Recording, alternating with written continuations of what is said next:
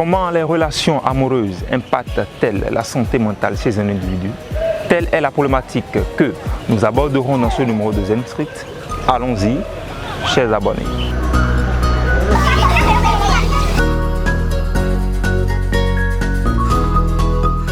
Selon vous, est-ce que les relations amoureuses peuvent impacter la santé mentale de l'homme ou de la femme dans une relation amoureuse? En vrai, ça a beaucoup d'impact parce que c'est directement lié à ton bonheur personnel dans la vie de tous les jours. Si tu souris, si tu es content. Étant donné que je n'ai pas eu d'expérience dans ce domaine, je ne pense pas dire des trucs concernant ce domaine. Mais bien sûr. Comment? Ça peut l'influencer positivement ainsi que négativement. Bon, selon moi, les relations amoureuses peuvent impacter la santé mentale. C'est un sujet un peu partagé. Parce que tu es avec Anne Grifton, tout va bien. En termes de retombées positives, qu'est-ce que ça peut avoir sur la santé mentale? Bien, franchement, en un mot, c'est le bonheur. Tous les jours, tu souris, tu es content. Tu as plus d'entrain à tout faire. Quand je suis seul, avec elle, quand je parle, je me sens bien. Cette relation peut te permettre de t'épanouir. Ça va me rendre joyeux. Donc ça change déjà mon humeur. Ça me permet d'être plus sociable avec les gens.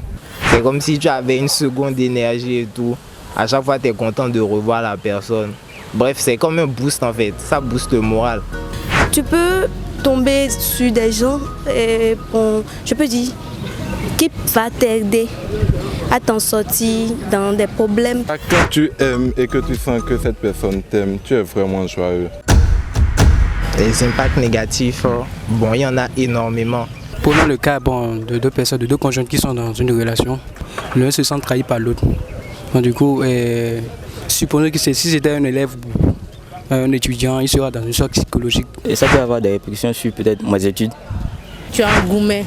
Je pense que tu seras triste, tu vas t'enfermer dans ton coin. Et puis là, tu ne pourras rien faire. Ça, c'est sûr, même pas apprendre.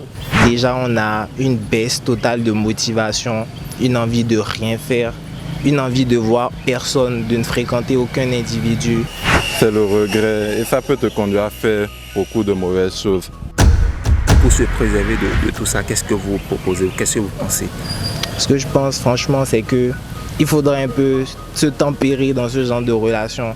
Je ne dis pas de ne pas aimer, mais il faudrait essayer de garder les pieds sur terre un minimum, de ne pas genre bousiller toute sa vie en l'air pour une seule personne, de rester quand même un peu concentré sur ses objectifs et tout. On doit privilégier les relations basées sur la confiance. Pour pouvoir prévenir cela, il te faut juste ne pas trop t'impliquer dedans. Parce que voilà, on ne se dit pas que demain il y aura un gourmet.